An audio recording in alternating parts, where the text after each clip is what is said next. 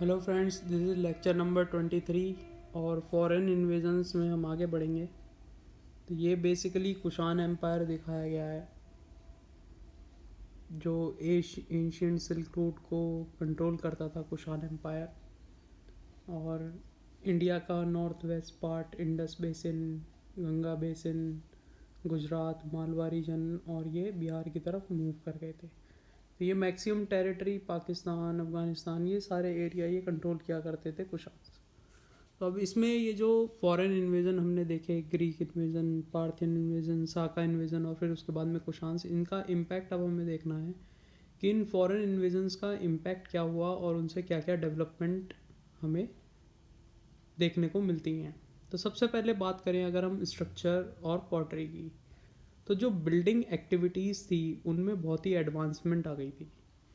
जैसे कि burned brick का यूज़ होने लगा फ्लोरिंग के लिए। फ्लोर्स पर अब बर्न्ड ब्रिक का यूज़ हमें देखने को मिलता है। इसके अलावा टाइल्स का इस्तेमाल हमें देखने को मिलता है फ्लोरिंग के लिए, रूफिंग के लिए टाइल्स का यूज़ हो रहा है। और जो कंस्ट्रक्शन बिल्डिंग हैं वो भी अब बर्न्ड ब्रिक की बनने लगी, ब्रिक वॉल्स का यूज़ होने लगा। रेडवेयर पॉटरी मिलती है, प्लेन और पॉलिश्ड। तो स्ट्रक्चर्स और पॉटरी में ये एडवांसमेंट हुआ हमारा। बिल्डिंग्स में बर्न्ड ब्रिक का यूज़ हुआ, टाइल्स का यूज़ हुआ। इसके बाद में कैवलरी की बात करें तो कैवलरी और बेटर हो जाती है। जो हॉर्सेस हैं, राइडिंग हॉर्सेस बहुत ही लार्ज स्केल पर इंट्रोड्यूस होते हैं, बहुत ही लार्ज स्केल पर इनका यूज़ होता है। और जो शाकाज और कुशान्स थे उन्होंने turban, trousers, long coat, cap, helmet और बूट्स, जूते, इन सब का इस्तेमाल किया। तो ये जो वॉरियर क्लास थी इन्होंने इन सब चीज़ों का इस्तेमाल किया, turban, trousers, long coat, cap, helmet और बूट्स का। और इनकी वजह से इन्हें एक एडवांटेज मिली जिसकी वजह से ये हर जगह पर जीतते गए। इसके बाद में ये टेक्नोलॉजी जो है इंडिया में भी स्प्रेड होती है। तो ये जो लॉन्ग कोट्स आए, ट्राउज़र्स आए, टर्बन्स आए, हेलमेट आए, बूट आए, ये सब इन फॉरेन इन्वेजन्स की वजह से इंट्रोड्यूस हुए इंडिया में। इसके बाद में ट्रेड और एग्रीकल्चर की हम बात करें तो इंडिया में बहुत ही ज़्यादा अमाउंट में गोल्ड रिसीव होता है, क्योंकि कुशान्स जो थे वो सिल्क रूट को कंट्रोल करते थे और इस रूट पर वो हैवी टॉल्स को लेवी करते थे। तो ये इनकी एक सोर्स ऑफ इनकम भी था। और कुशान्स जो हैं पहले रूलर थे जिन्होंने बहुत ही वाइड स्केल पर गोल्ड कॉइन को इशू किया था। सबसे पहले गोल्ड कॉइन ग्रीक्स ने इशू करे थे, लेकिन कुषाण पहले रूलर थे जिन्होंने वाइड स्केल पर गोल्ड कॉइन्स को इशू किया था। कुशान्स ने एग्रीकल्चर को भी काफ़ी ज़्यादा प्रमोट किया। इसके बाद में पॉलिटी की हम बात करें तो कुशान्स जो थे, कुषाण किंग्स, वो टाइटल को अडॉप्ट किया करते थे किंग ऑफ किंग्स, या फिर वो अपने आप को सन्स ऑफ गॉड भी बुलाया करते थे। और जो उनके फ्यूडेटरीज थे, जो प्रिंसेस थे छोटे छोटे स्टेट्स के कुषाण के अंडर में, वो सब कुशान्स को ट्रिब्यूट पे किया करते थे। रिलीजियस डेवलपमेंट की हम बात करें तो कुछ रूलर्स ने वैष्णविज्म को अडॉप्ट किया था। जैसे कि एक ग्रीक एम्बेसडर हेलियोडोरस था, उसने विदिशा एमपी में, बियास नगर में एक हेलियोडोरस पिलर को सेटअप करा था इन ऑनर ऑफ वासुदेव। तो वैष्णविज्म को फॉलो करते थे कुछ रूलर्स। कुछ रूलर्स ने बुद्धिज़्म को अडॉप्ट किया जैसे कि मियांदर या मिलिंदा। और कुषाण जो रूलर्स थे वो शिव और बुद्धिज़्म दोनों की ही वर्शिप किया करते थे। शिव और बुद्धिज़्म और विष्णु की भी वर्शिप किया करते थे। जैसे कि कुषाण रूलर्स जो हैं उनके जो कॉइन्स हैं उनके ऊपर आपको वेरियस गॉड्स के इमेजेस आपको मिलेंगे। और विष्णु की भी ये वर्शिप किया करते थे। जो कुषाण किंग था वासुदेव, वो विष्णु का बहुत बड़ा फॉलोअर था। इसके बाद ओरिजिन हुआ महायान बुद्धिज़्म का फॉरेन इन्वेजन्स में। जो चौथी बुद्धिस्ट काउंसिल थी वो कनिष्क के टाइम पर होती है कुंडलावन कश्मीर में, और यहाँ पर संस्कृत उभर के आती है और महायान बुद्धिज़्म निकल के आती है।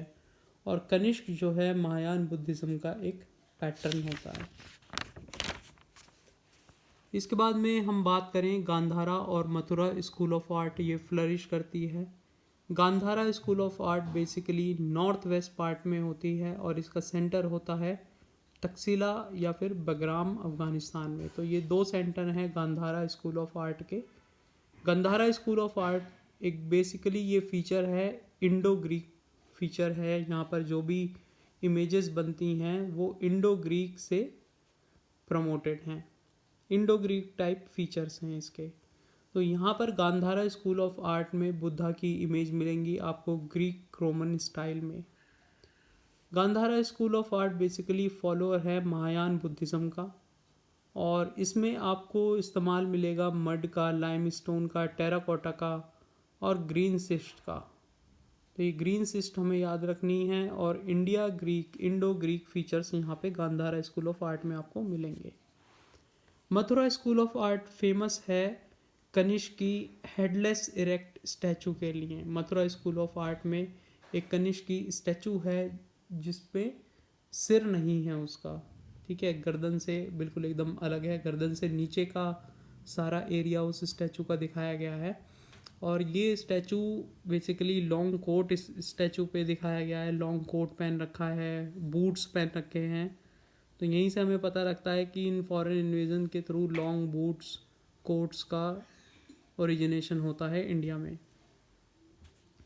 तो यहाँ पर मथुरा स्कूल ऑफ आर्ट में वर्धमान महावीरा जी की भी स्टोन इमेजेस हमें मिलेंगी, और यहाँ पे जो यूज़ हो रहा है वो रेड सैंड स्टोन का हो रहा है, जबकि गांधारा स्कूल ऑफ आर्ट में टेराकोटा, लाइम, मड और ग्रीन सिस्ट का यूज़ हो रहा है। मथुरा स्कूल ऑफ आर्ट में गौतम बुद्धा के स्कल्पचर भी आपको देखने को मिलेंगे, और उनके फेस पर बहुत ही स्पिरिचुअल फीलिंग्स ही आपको देखने को मिलेगी मथुरा स्कूल ऑफ आर्ट में। ये जो फेस के ऊपर फीलिंग दर्शाई गई है मथुरा स्कूल ऑफ आर्ट में, ये आपको गांधारा स्कूल में नहीं मिलेगी। उनके फेस के ऊपर जो फीलिंग दर्शाई गई हैं आर्ट के थ्रू, तो वो गांधारा स्कूल ऑफ आर्ट में एब्सेंट है। मथुरा स्कूल ऑफ आर्ट में आपको वो फीलिंग्स फेस के ऊपर देखने को मिलेंगी। लैंग्वेज और लिटरेचर की बात करें तो जो कुशान्स थे उन्हें ये पता था कि उनके राज्य में, साम्राज्य में लोग जो है अलग अलग लैंग्वेज को बोलते हैं, अलग अलग स्क्रिप्ट्स यूज़ करते हैं। तो उन्होंने जो कॉइन्स अपने इशू करे या कोई भी उन्होंने इतनी इंस्क्रिप्शन इशू करी, तो वो ग्रीक, खारोष्टी, ब्रह्मी स्क्रिप्ट तीनों में उन्होंने जो है इशू करी, क्योंकि उन्हें पता था लोग अलग अलग स्क्रिप्ट्स को यूज़ कर रहे हैं। तो इन्होंने भी अलग अलग स्क्रिप्ट्स में ही अपनी कॉइन्स को इशू करा, इंस्क्रिप्शंस को इशू करा। कौन सी? ग्रीक, खारोष्टी और ब्रह्मी स्क्रिप्ट में। इन्होंने ग्रीक और प्राकृत दोनों लैंग्वेज का इस्तेमाल करा, और एंड आते आते इन्होंने संस्कृत का इस्तेमाल करा। जो काव्य स्टाइल है उसका अर्लीस्ट स्पेसिमन हमें जूनागढ़ इंस्क्रिप्शन, जो कि रुद्रदमन का कैटवार में है, वहाँ से हमें अर्लीस्ट स्पेसिमन मिलता है काव्य स्टाइल का। अश्वघोष लिखते हैं बुद्ध चरित्र, जो कि बुद्धा की बायोग्राफी है, और इन्होंने ही लिखा है सौंदर्य नंदा। जो कनिष्क थे और जो कुशान्स थे बेसिकली, उन्होंने जो महायान बुद्धिज़्म की जो टीचिंग्स हैं उन्हें लोगों तक पहुंचाया, उन्हें प्रोपोगेट किया, कम्युनिकेट किया लोगों तक महायान बुद्धिज़्म की टीचिंग्स को। और कुछ बुक्स इस जनर की जो हैं वो हैं महावास्तु और दिव्य दाना। जो इंडिया का थिएटर है ये बेसिकली आपका ग्रीक इन्फ्लुएंस की वजह से आपको देखने को मिलता है। साइंस और टेक्नोलॉजी की अगर हम बात करें तो एस्ट्रोनॉमी और एस्ट्रोलॉजी, इन दोनों विषयों को बहुत प्रॉफिट मिलता है ग्रीक के कांटेक्ट में आने से, एस्ट्रोनॉमी और एस्ट्रोलॉजी को। जो ग्रीक के कॉइन्स थे वो प्रॉपरली शेप्ड थे, स्टैम्प्ड थे। पहले जो भी कॉइन्स हुआ करते थे वो प्रॉपरली शेप नहीं हुआ करते थे। इसके बाद हमने देखा कि जो इंडिया का थिएटर है वो बेसिकली ग्रीक इन्फ्लुएंस से आता है। तो जो ग्रीक टर्म है ड्रैक्मा, इसको आज हम ड्रामा बोलते हैं। तो ड्रामा जो शब्द है, जो इंडिया में ये शब्द आया है ड्रामा, ये ग्रीक का जो टर्म है ड्रैक्मा वहाँ से लिया गया है। केमिस्ट्री की नॉलेज हमें देखने को मिलती है, जैसे कि चरक संहिता जो है, जो चरक ने लिखी थी, चरक एक फिजिशियन थे, तो इस चरक संहिता में बहुत सारे प्लांट्स के नाम हैं, बहुत सारे ड्रग्स के नाम हैं जो इन प्लांट से प्रिपेयर किए जाते थे, और वो मेडिसिनल पर्पसेस के लिए उन ड्रग्स को यूज़ किया जाता था। ट्राउज़र्स, लॉन्ग कोट और बूट्स, इनका इस्तेमाल हमें देखने को मिलता है। अब यहाँ से ट्राउज़र्स, लॉन्ग कोट और बूट्स का इस्तेमाल आपको देखने को मिलेगा। जो कनिष्क की हेडलेस स्टैचू है मथुरा म्यूज़ियम में, वो हमें ये सजेस्ट करती है, क्योंकि उस स्टैचू में कनिष्क को दिखाया गया है कि उसने लॉन्ग कोट एक पहना हुआ है, उसने एक ट्राउज़र पहनी हुई है, लॉन्ग बूट भी उसने पहने हुए हैं। तो यहाँ से हमें ये भी पता लगता है कि लेदर मेकिंग की जो प्रैक्टिस है इंडिया में, वो इसी टाइम में आपकी शुरू होती है।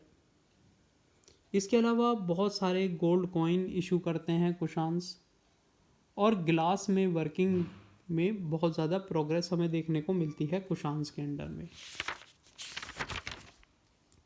तो इसी के साथ ये जो हमने कुछ इम्पैक्ट पढ़े फॉरेन इन्वेजन्स के, जैसे स्ट्रक्चर पॉटरी में, कैवलरी में, ट्रेड एग्रीकल्चर में, पॉलिटी में, religious development, Mahayana Buddhism, Gandhara and Mathura school of art, literature, language और लर्निंग, साइंस एंड टेक्नोलॉजी, तो ये सारा इन्फ्लुएंस जो है फॉरेन इन्वेजन्स की वजह से इंडिया में हमें देखने को मिलता है, और ये सारी डेवलपमेंट्स होती हैं।